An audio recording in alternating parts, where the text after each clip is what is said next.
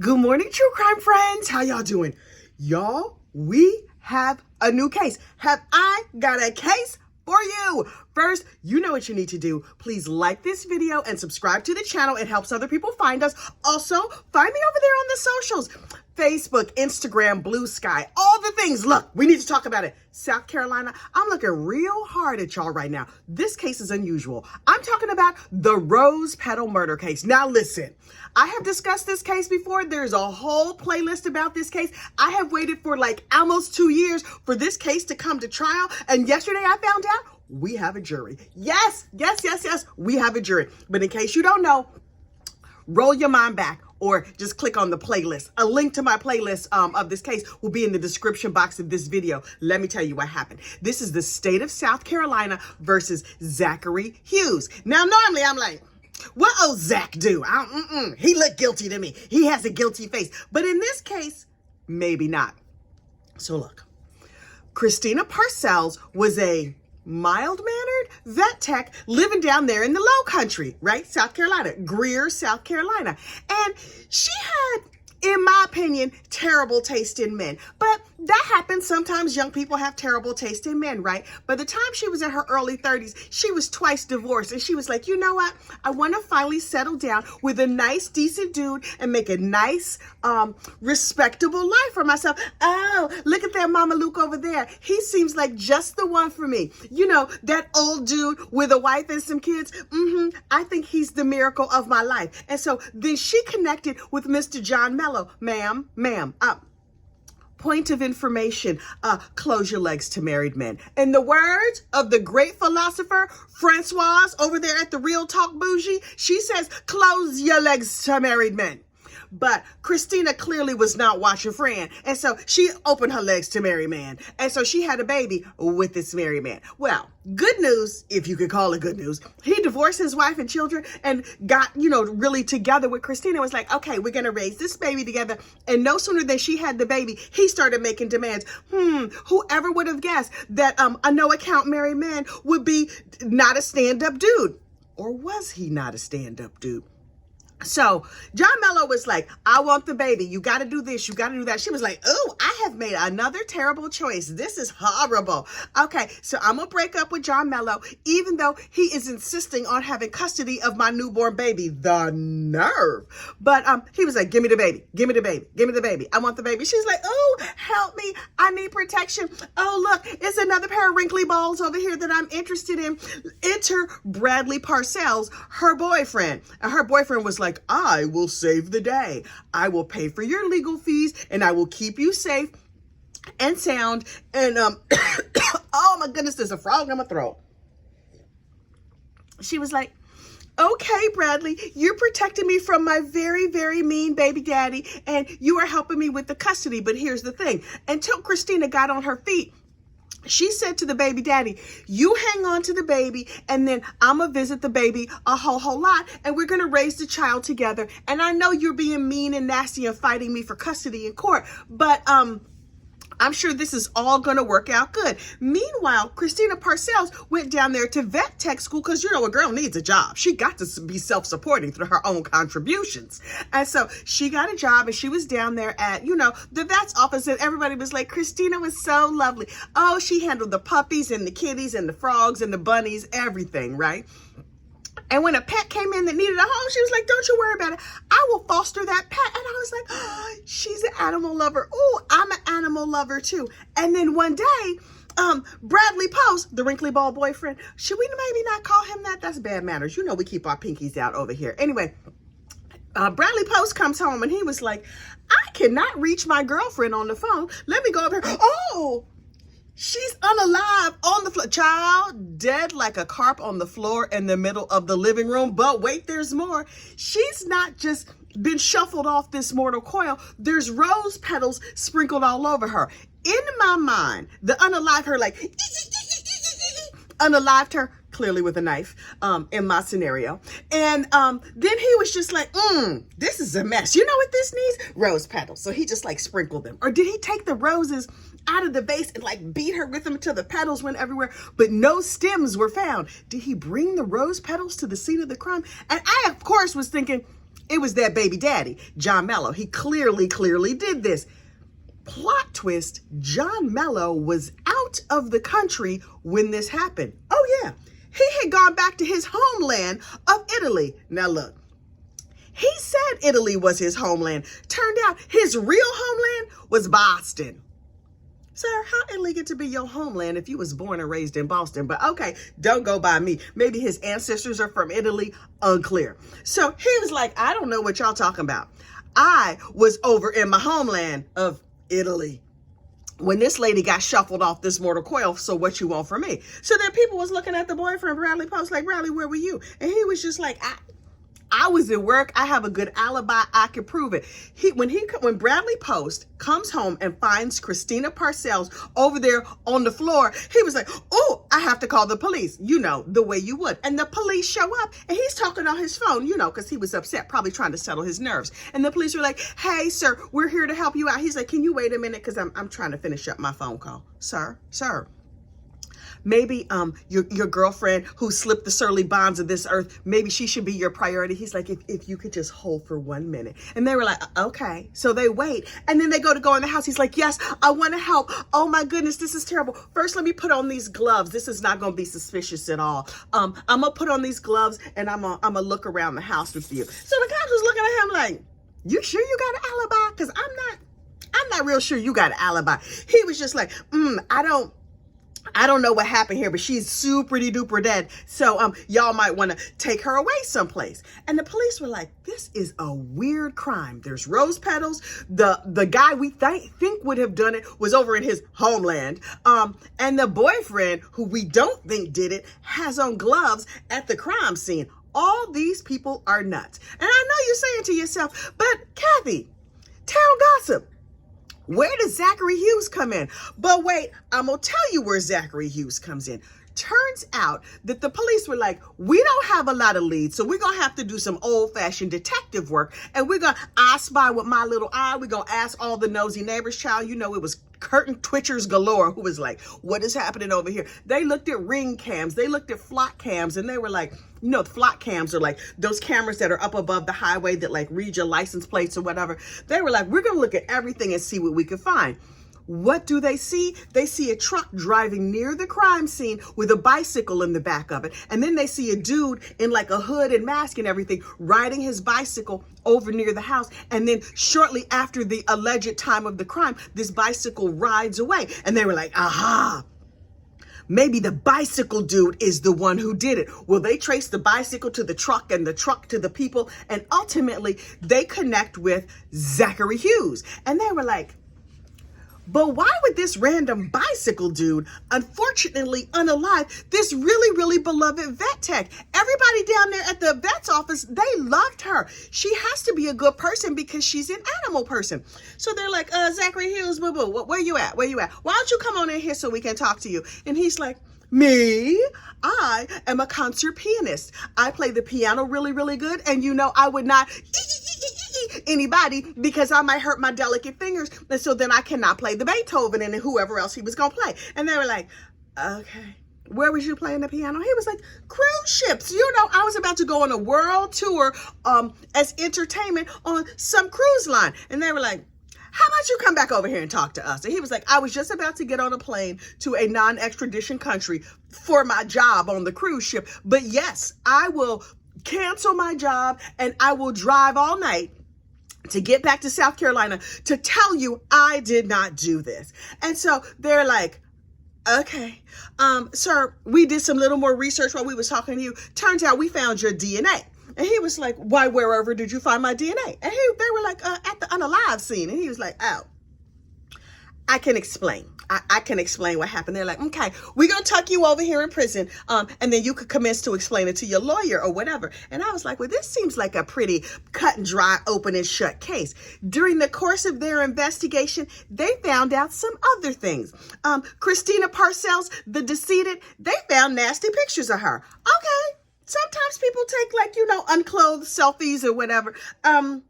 The pictures that they found of the decedent were her doing nasty things to children and bunnies and kitties and puppies and possibly frogs. Now listen, did I make the frogs part up? Yes, but it seems true. It feels true in my spirit. And you know I'm a little bit psychic, as are all gossips. Anyway, so they was like, whoa. This heifer was a Pedialyte, and now she's no longer on this mortal coil. So it might have been a lot of people who wanted her shuffled on off here, Earth.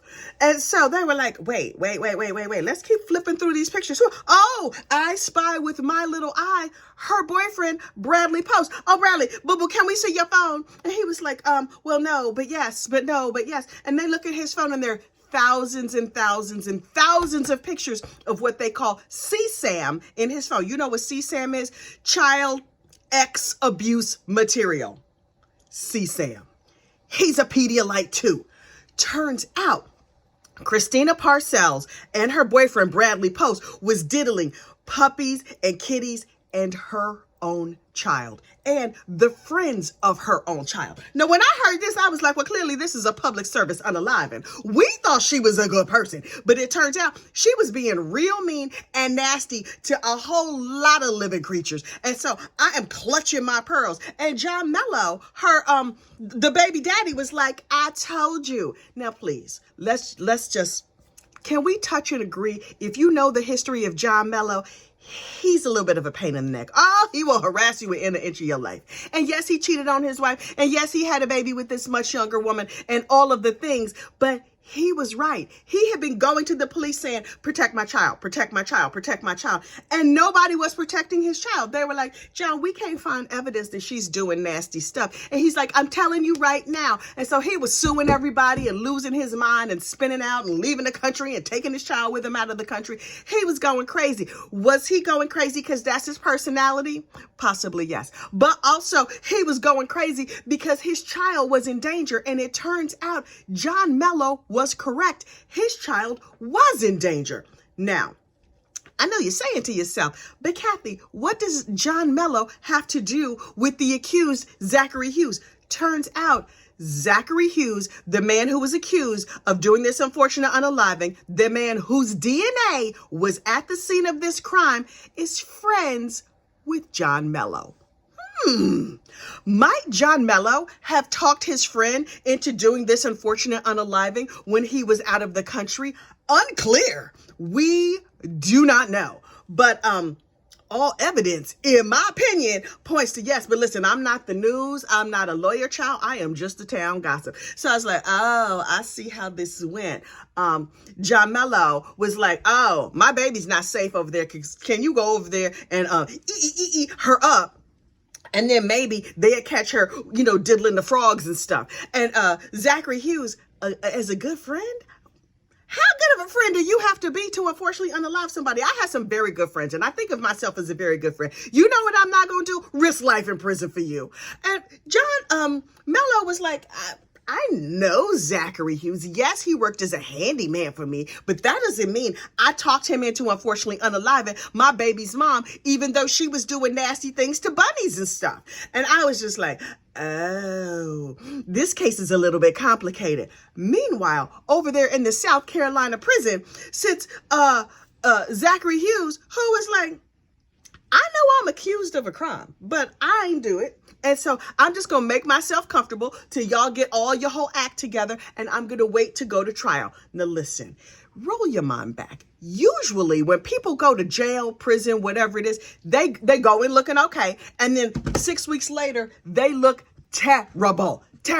See also Jennifer Crumley, Mama Donna Adelson, every case we've ever covered.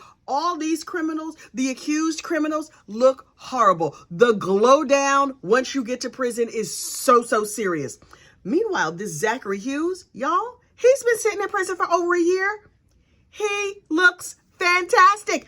He had a glow up in prison. How do you have a glow up in prison? Is it the innocence that you feel like you have that you can prove that's just going to be like, bring, and make you look beautiful? Listen. If Zachary Hughes walks out of prison tomorrow, he could get it. Not from me, because, I'm a respectable married lady. But from whoever his gender of choice is, his partner of choice, oh, he could absolutely get it. He looks fantastic. Now, look, We know that Zachary Hughes comes from like a rough background and like a crazy childhood or whatever. Word on these true crime streets is he is thriving in prison. Oh, they're reporting every little bit of this crime on these people down in South Carolina. That professional journalist Jen Woods and her sidekick Callie Lyons at the Fitz News. Hey, Fitz News. But just Katrina, what's her name? What's Will Folk's wife's name? We're not acknowledging Will Folk, but his wife, she's running the whole show down there, and we like her, Katrina, folks. Katrina got everybody all over this case, and they are reporting breathlessly every single thing about this case. And apparently, Zachary Hughes is sitting in the prison. Do they have a piano in prison? Maybe he's just singing Beethoven in his head or Chopin or whoever else he was into. But he looks amazing. They say he's thriving. He looks lovely. He feels lovely. He has himself set up in a nice little cell situation. I don't know how you could do well in jail, but however you do it, he's doing it. Please hold. I have a little amphibian back in my throat. Hang on. The amphibian in my throat is safe and sound. No puppies or kitties or frogs have been harmed in the gossiping of this story. So anyway, 4 weeks ago, this case was supposed to come to trial. And I was like, okay. I'm here. I'm perched. I'm ready to go. And then the county called in like 50, 60 people. And 50, 60 people was like, I can't do it. I can't. I have a hangnail and I might have stubbed my toe and I have a cough. I can't be on the jury. And the jury panel busted. That's what they called it. They couldn't put together enough people to make a jury. And they were like, oh. So we're going to have to come back in four weeks and we're going to pull together some more people. And maybe we'll be able to get enough people. Well, they pulled in a bunch more people this time. And they had 1 day of jury selection.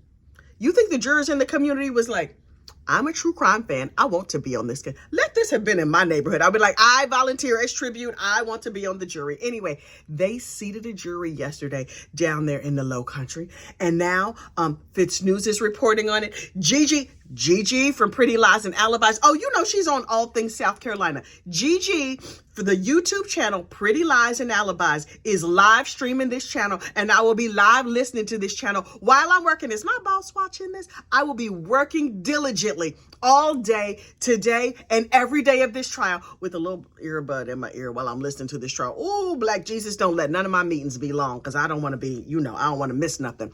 But also because there's some like child titillation material in this, the judge is like, this is a very sensitive trial, and so we have limitations and rules. And I was like, ooh, I'm not a big fan of limitations and rules. What kind of limitations and rules you have? He was like, okay, you cannot air any of like the nasty nudie pictures, but don't nobody want to see them, no way. So okay, fine, we're not gonna air those. And he was just like, and there has to be a delay. And I was like, a 10-second delay, a 1 day delay. How long is a delay? He was like, a 30-minute delay. Sir, we are the internet. We can handle a 30-second delay. When people say something, we got to wait 30 minutes and then we can hear it. No problem. We just start our live streams 30 minutes late and then just run it straight through. Thank you so much. This is not going to be a problem at all. I don't know what he thinks 30 minutes is going to do, but far be it from me. Near be it for me to second guess somebody. But this man is a judge and I'm not. See, also, I'm just a gossip sitting in my house in New Jersey. So we gonna sit. I am perched. I am ready. Gigi is ready. The girls down there, the women down there at the Fitz News are ready. And we are going to report breathlessly, I tell you, on this case, day in and day out. But if you want to get caught up, if you feel the need to do a deep dive on each one of these crazy mamalukes, honey, the Rose Petal Murder Case playlist. Oh yes, it is in the description box of this video, child. Get in there and find it. Each video is it's relatively short. And if you watch it on 2X, I watch everything on YouTube on 2X, right? If you watch it on 2X, you can be caught up before they gavel this case into order this morning. I'm just letting you know, listen, I'm going to be here. I'm going to be watching. I'm going to be reporting daily what happens in this case. And if verdicts or things come in any of the other cases we're following, I'll be here. I'll let you know. I will do a breaking news special report. A verdict is in, or if something crazy happened in any of the other cases we're following, I will let you know. But in the meanwhile, I am focused All eyes are on South Carolina. You know South Carolina never disappoints. It's a whole bunch of crazy people and snakes down there. Yes, please sign me right up. Don't forget to like this video, subscribe to the channel, and I will see you very, very soon on this case. Bye.